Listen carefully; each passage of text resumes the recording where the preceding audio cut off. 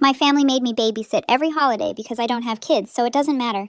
But when I lost my apartment, nobody wanted to give me a place to crash for a week. Later, they dropped their kids at my new place. So, I gave them a reality check, and now my parents are saying I'm being dramatic. Hey Reddit, buckle the freak up because I'm about to tell you a story about how my family treated me like free childcare for years, then threw me to the wolves when I actually needed help. And when they tried to pull the same after I got back on my feet. Well, let's just say they got a reality check that's still echoing through the family group chat. So, I'm 29, single, no kids, and apparently in my family, that automatically makes me the designated babysitter for every single holiday, birthday party, random Tuesday, and basically any time my siblings need someone to watch their spawns. I've got 2 brothers, Daniel, 34, and Derek, 32, and a sister, Jenna, 27. Between the 3 of them, they've churned out 6 kids ranging from 2 to 9 years old. 6. That's a whole basketball team with a sub. Let me paint you the picture of how this started. It was Thanksgiving about 5 years ago. I showed up at my parents' house, ready to eat some turkey, drink something, watch some football. You know, normal Thanksgiving. But the second I walked through the door, Jenna handed me her then 3-year-old and her baby like I was a freaking coat rack. Perfect timing. Can you watch Lily and Mason while we get dinner ready? I stood there holding these kids like, okay, I guess. Figured it was just for a bit while they set the table or whatever. 2 hours later, I'm in the basement playing with blocks and changing diapers, while everyone else is upstairs having a grand old time, eating appetizers, drinking stuff, having actual adult conversations. When I finally came upstairs, with both kids crying and needing their mom, Jenna looked at me like I'd interrupted something important. You couldn't keep them entertained for a little longer? We were just getting relaxed. That became the pattern. Every single holiday, I'd show up and within 10 minutes I'd have kids handed off to me, like I was running a free daycare service. Christmas, here's 3 kids to watch while we open presents. Easter, take the kids on an egg hunt while the adults have mimosas. 4th of July, keep the kids away from the fireworks while everyone else drinks and has fun. The excuse was always the same. You don't have kids, so you don't understand how exhausting it is. We need a break. Or my personal favorite, it doesn't really affect you since you don't have your own responsibilities. Doesn't affect me. I had a full-time job as an IT systems administrator, was trying to build up my own freelance consulting business on the side, and had my own stuff to deal with. But because I didn't have kids, apparently, my time was worth nothing. Let me break down exactly how exhausting this became. Your average family gathering would go like this. I'd show up, usually bringing something, a dish, drinks, whatever. Within literal minutes, the kids would be handed off to me. Not asked. Handed off like I'm a freaking coat check service at a restaurant. Oh, good. You're here. Can you keep an eye on them? And here's the thing. It wasn't just keeping an eye on them. It was full-service childcare. Feeding them, changing diapers, breaking up fights, cleaning up messes, dealing with meltdowns. All while my siblings and their spouses socialized, drank, ate hot food, and actually enjoyed themselves. I remember one time, I think it was Easter 2 years ago, I spent 4 straight hours watching all the kids in my parents' backyard. All 6 of them. Ages ranged from 18 months to 8 years old. You know what happened during those 4 hours? The 18-month-old peed himself. The 3-year-old threw up after eating too many jelly beans. 2 of the older kids got into a fight over a toy that resulted in one of them getting a bloody nose. And the other 2 decided it would be fun to dig up a section of my mom's garden with sticks. I dealt with all of it solo. Nobody came to check on me. Nobody offered to tap in. Nobody even brought me a freaking something to drink. When I finally came inside around 6 o'clock p.m., exhausted and covered in various bodily fluids, my family was doing Easter egg hunt photos. They'd already done the hunt without the kids. Just took photos of the pretty eggs they'd hidden for Instagram. The actual kids never even got to participate because I couldn't wrangle 6 children through an egg hunt by myself. When I pointed this out, Jenna said, and I quote, "We didn't want to bother you. You seemed like you had everything under control." Under control? I had chocolate handprints on my shirt, grass stains on my jeans, and was pretty sure I pulled a muscle in my back from carrying 2 kids at once. But sure, totally under control. Daniel was the worst about it. He's got 3 kids, 2 boys and a girl. The boys are freaking terrors, man. Like, I'm talking climbing on furniture, throwing food, screaming for no reason type of terrors. His wife, Emily, would drop them off at family events and immediately disappear to help in the kitchen, which really meant drink something with my mom and sister while I refereed a WWE SmackDown in the living room. These kids had 0 discipline. None. Daniel and Emily were classic gentle parenting types. You know, the kind who think setting boundaries is traumatic and saying no will damage their kids' self-esteem. So instead, their kids just ran completely feral, and I was expected to deal with the consequences. His oldest, Braden, yes, with a Y, was 7 and had the attention span of a goldfish on cocaine. The kid could not sit still for more than 30 seconds. Every family gathering was him running around, knocking things over, jumping off furniture, and generally causing chaos. I once watched him kick over a full bowl of chips and dip onto my parents' white carpet, then just walk away like nothing happened. When I tried to get him to help clean it up, he told me, "That's not my job," and ran off. Kid was 7 years old and already had the entitlement of a trust fund kid. His middle kid, Jaden, because of course all their kids have rhyming names, was 5 and had the worst tantrums I've ever witnessed. We're talking full-on meltdowns over the smallest things. Someone looked at his toy. Tantrum. Time to eat food that isn't chicken nuggets. Tantrum. Asked to use his inside voice. Tantrum. And these weren't cute little kid tantrums. These were full body, screaming, throwing, hitting tantrums that lasted 20 to 30 minutes. And Daniel and Emily's response, "He's processing his big feelings." "No, he's being an and you're enabling it." The girl, Kaden, I freaking know, right, was 3 and was slightly better, but still exhausting. She was in that phase where she wanted you to play the same game over and over and over. "Aunt Thelma, watch this." She'd do a spin. "Watch this." Same spin. "Watch this." Same freaking spin for literal hours. If you stopped watching, tears. If you watched your phone for even a second, tears. If you suggested a different activity, tears. One time at Daniel's birthday party, his own freaking birthday party, he handed me Jaden and said, "Hey sis, can you take him for a bit? I want to actually enjoy my party." The kid immediately threw up on my brand new shirt, a shirt I'd literally just bought that week for like $60. When I brought him back to Daniel covered in puke, he goes, "Man, that sucks. You should probably take him outside so he doesn't get anyone else sick." Then he walked away. Didn't offer to take his own kid, didn't apologize, didn't offer to pay for the shirt cleaning. Just left me standing there covered in toddler puke at a party I didn't even want to attend.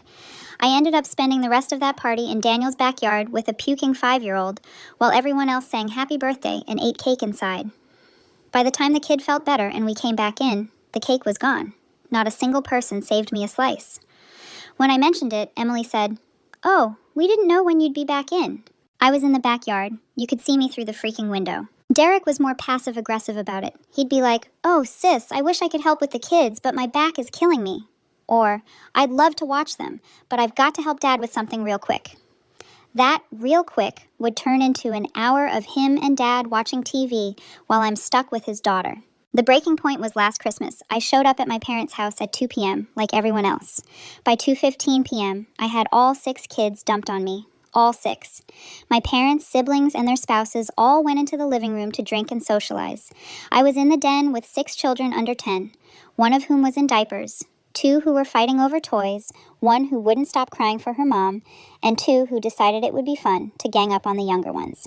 I spent 4 freaking hours watching these kids. Missed Christmas dinner because by the time I got them settled enough to leave, dinner was over and they were just clearing plates. When I asked if anyone saved me a plate, my mom said, "Oh, honey, we thought you already ate with the kids." I ate dry turkey and cold mashed potatoes standing at the counter at 7 p.m. on Christmas, while my family sat around playing Cards Against Humanity without even noticing I'd been absent the entire evening. But here's where it gets really good, or really bad, depending on how you look at it. About 2 months after that disaster Christmas, my apartment building got condemned. I'm not kidding. The whole freaking building got red tagged by the city because the landlord had been ignoring some serious structural issues. Apparently, the foundation had cracks. There was water damage in the walls, potential mold issues, the whole 9 yards. We all got 2 weeks' notice to GFO. I'd been saving up for a down payment on a condo, had about $8,000 in my savings account, but it wasn't quite enough yet. Finding a new apartment on short notice meant I'd need first month, last month security deposit. We're talking $4,500 to $5,000 minimum. That would wipe out more than half my savings and set my home buying plans back by at least a year. The timing couldn't have been worse. I'd been busting my ass at work, pulling extra hours to build up that freelance business on the side. I was so close to having enough for a down payment, so close to finally having something that was truly mine. And then boom, condemned building. Forced to move immediately. All my plans derailed. I tried to look at it rationally. Okay, I need a temporary solution. Just a week or two to find a good place without rushing into a shitty lease out of desperation. I'd been there for my family countless times. Surely they'd understand. Surely they'd help. So I thought, you know what? I've been there for my family every single time they needed something. Surely they'd let me crash on a couch for like a week or two while I found a good place without having to rush into a shitty lease. I wasn't asking for money. I wasn't asking for long-term housing. Just a temporary spot to sleep while I figured it out. Hell, I'd even offered to pay rent for the 2 weeks. I just needed somewhere safe to crash that didn't require me to drain my entire savings account in a panic. I called Daniel first. The conversation went like this. Hey sis, so my building got condemned and... Oh, that sucks, dude. Yeah, so I was wondering if I could maybe crash with you guys for like a week while I find a new place. Long pause. Like, uncomfortably long. I could hear Emily talking in the background. Then, I don't think that's going to work. We've got the kids, and Emily's sister is actually staying with us right now, and it's already pretty cramped. You understand, right? Emily's sister. This woman was visiting from out of state for a freaking vacation. She was staying in their guest room. The same guest room I'd helped Daniel paint 2 years ago. But sure, I understand. What about the couch? I asked, trying to keep my voice level.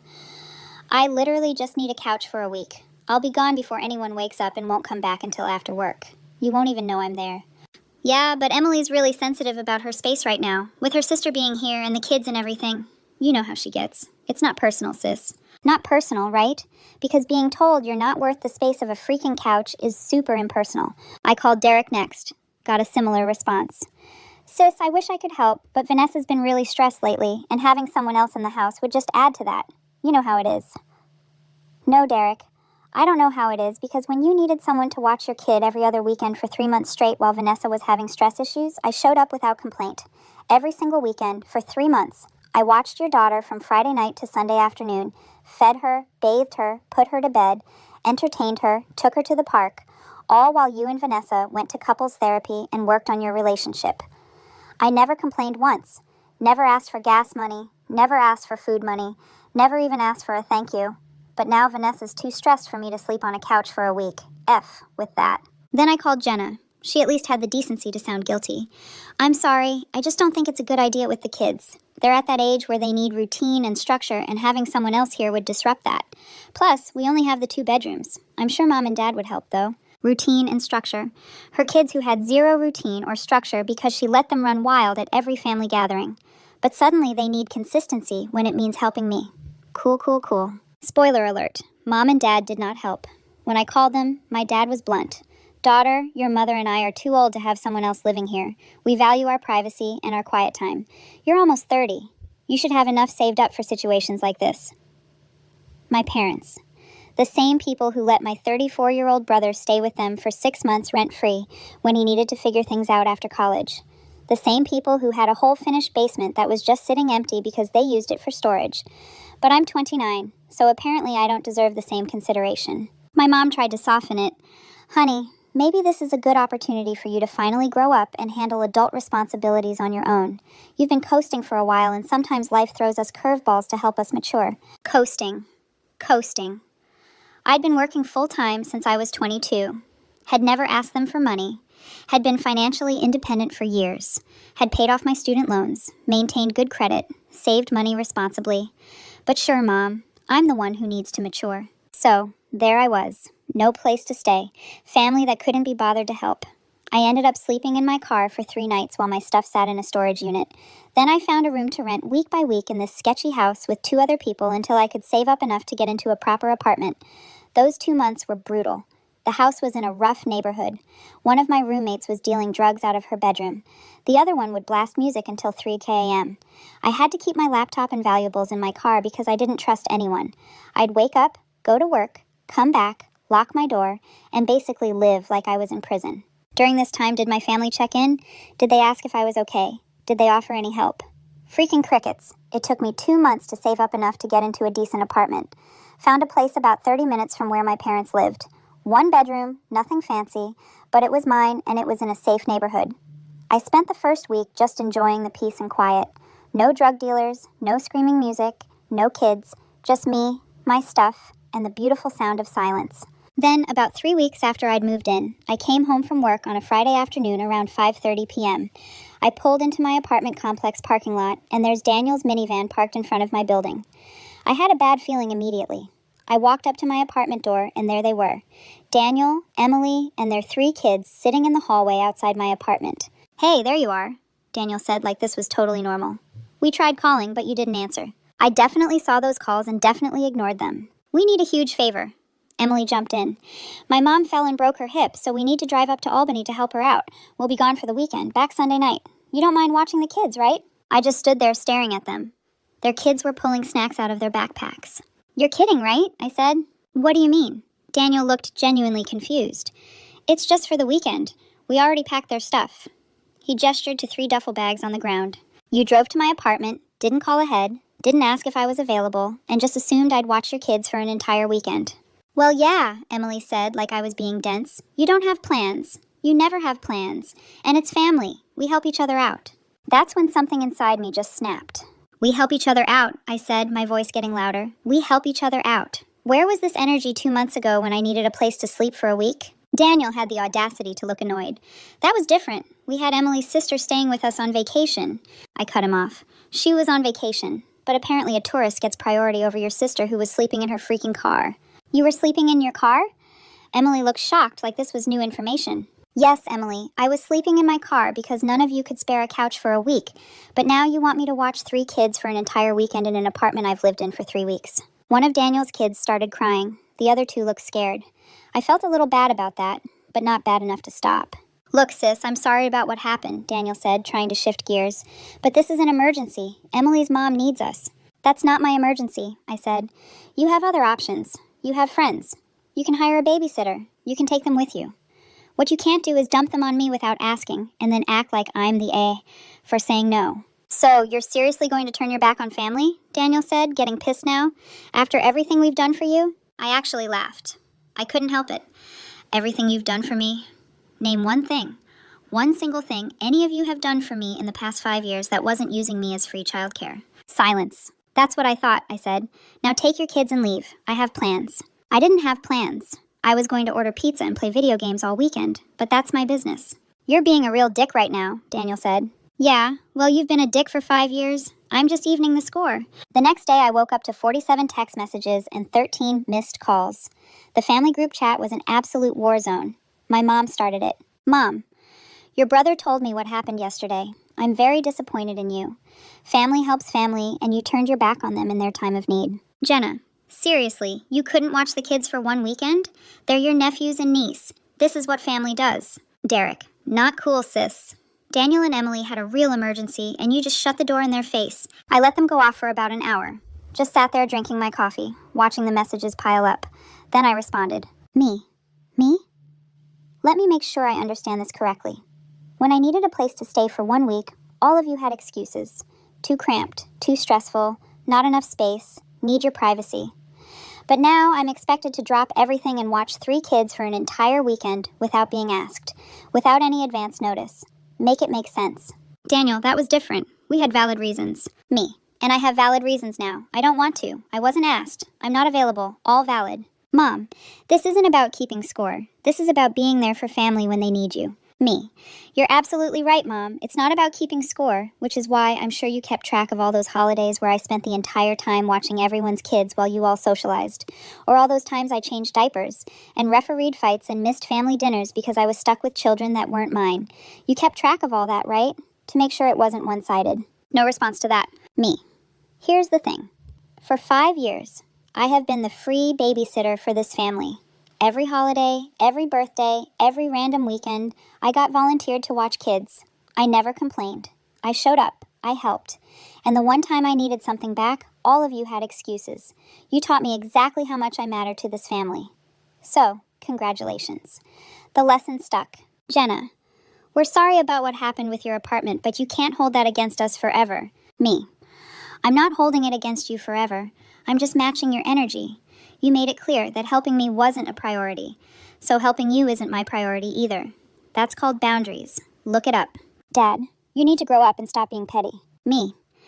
Dad, with all due respect, you told me I needed to handle adult responsibilities on my own when I was sleeping in my car. So I'm doing exactly that. I'm handling my own responsibilities, and my responsibility is not being Everyone's free childcare. I muted the group chat after that. Didn't want to see whatever else they had to say. Over the next week, I got individual texts from everyone trying different approaches. Daniel tried apologizing. Look, I know we should have helped you when you needed it.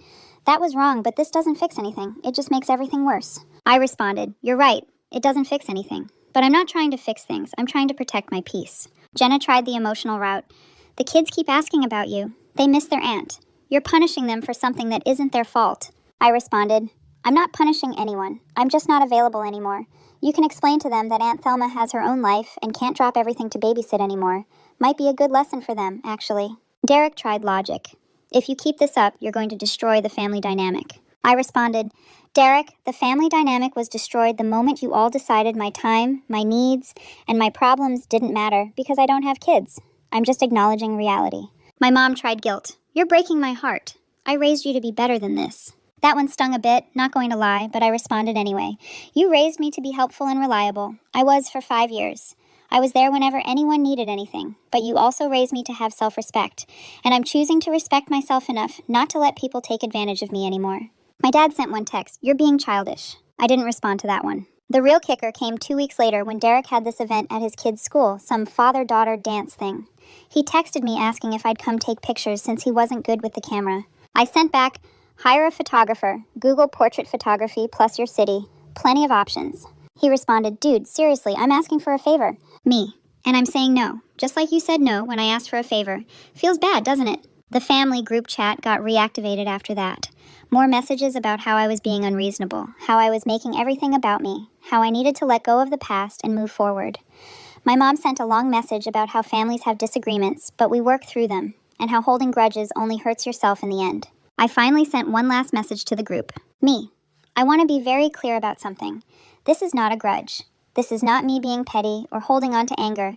This is me establishing boundaries that should have existed all along.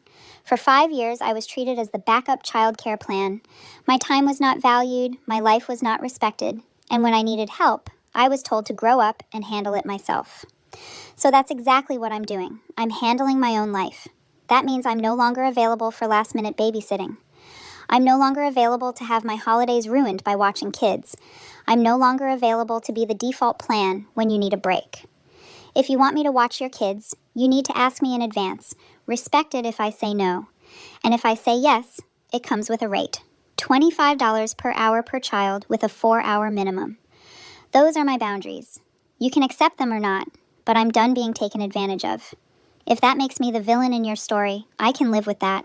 Radio silence for about 10 minutes then. Daniel, you're seriously going to charge your own family to babysit? Me. You're seriously going to expect me to provide free labor indefinitely? Babysitters get paid. You want childcare? You pay for childcare. Family discount is that I'm available. Regular price for everyone else is $35 per hour. Jenna, this is insane. Family doesn't charge family. Me. Family also doesn't abandon family when they need a place to sleep. But here we are. Mom, I can't believe you're putting a price on spending time with your nieces and nephews. Me. I'm not. If you want to invite me over for a family dinner where everyone hangs out together, I'm there. If you want me to take the kids to the park or the zoo or a movie as their aunt, cool. Let's plan something. But if you want to hand me your children and disappear for hours while I provide childcare services, that's a job.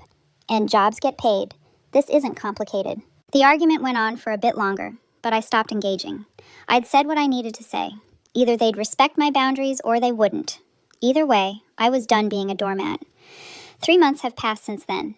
The family dynamics are weird now. I still get invited to things, but there's this tension. I show up, I'm cordial, I say hi to the kids, but the second someone tries to hand me a child and walk away, I hand them back. Can you watch Lily while I help in the kitchen? Nope, I'm watching the game. Can you take Mason outside for a bit? He's your kid, not mine. The awkwardness is real, but you know what? I'm sleeping great at night. My weekends are my own. My holidays are actually enjoyable now. I'm not covered in puke or breaking up toddler fights or missing dinner because I'm stuck in a room with children. Last week was my birthday. I had a quiet celebration with some friends, people who actually give a crap about me. My family sent texts. My mom tried to guilt me into coming over for a family celebration, which I know would have ended with me watching kids while everyone else partied. I declined politely. Thanks, but I have plans. She asked, what plans? I told her it was none of her business, but I was spending my birthday doing what I wanted with people who respected me. She didn't respond. Daniel texted me yesterday, said Emily's mom, who apparently fully recovered from her hip injury, is coming to visit, and they needed someone to watch the kids for an evening so they could take her out to dinner. I know things have been weird, but we really need help with this. It's important to Emily. I sent back my rate, $25 per hour per child, 4-hour minimum, payment upfront via Venmo. He responded, "You're actually serious about this?" Dead serious. That's $300 for 4 hours? That's insane. That's $300 for me to handle 3 children, who I didn't create while you enjoy a nice dinner. It's the same rate any babysitting service would charge for 3 kids. Actually, it's cheaper since most services would charge $30 to $35 per hour for multiple children. So really, you're getting the family discount. This is messed up. What's messed up is expecting free labor from family while refusing to help that same family when they're literally homeless. But sure, I'm the problem. He didn't respond after that. Here's the thing that Reddit needs to understand. I don't hate my family. I don't even hate my nieces and nephews. They're kids. They didn't do anything wrong.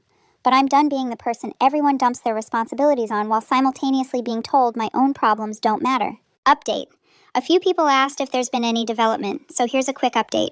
Last week was Thanksgiving, the first one since all this went down. I got the invite from my mom and honestly debated not going at all, but I decided to show up because despite everything, I do miss the family sometimes, or at least the idea of what family should be. I drove over to my parents' house, and the atmosphere was freaking weird from the moment I walked in. Like everyone was being overly polite and careful about what they said. Derek and Vanessa were already there with their kid. Daniel and Emily showed up about 20 minutes after me with their 3. The kids ran up to me, all excited. "Aunt Thelma! Aunt Thelma!" They wanted to show me their new toys and tell me about school. That part was actually nice. I genuinely like my nieces and nephews. They're good kids. It's their parents who are the problem. But here's where it got interesting. Around 3:00 p.m., right before dinner was supposed to be ready, Jenna handed her youngest to me. Just straight up handed me this 2-year-old and started walking toward the kitchen. I handed him right back. "Nope." She looked at me like I just kicked her dog. "What do you mean, nope?" "I mean, I'm not watching your kid. You want to hang out? Great. You want childcare? That costs money." The entire room went silent. Football games still playing on TV, but everyone stopped what they were doing to watch this unfold. "Are you seriously doing this right now?" Jenna said. "On Thanksgiving?" "Are you seriously trying to dump your kid on me right now?" I shot back. "On Thanksgiving?" My dad stood up. "All right, that's enough. We're not doing this today." "Doing what?" I said.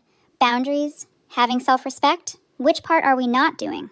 "Your sister needs help with the kids so we can get dinner ready," my mom chimed in from the kitchen doorway.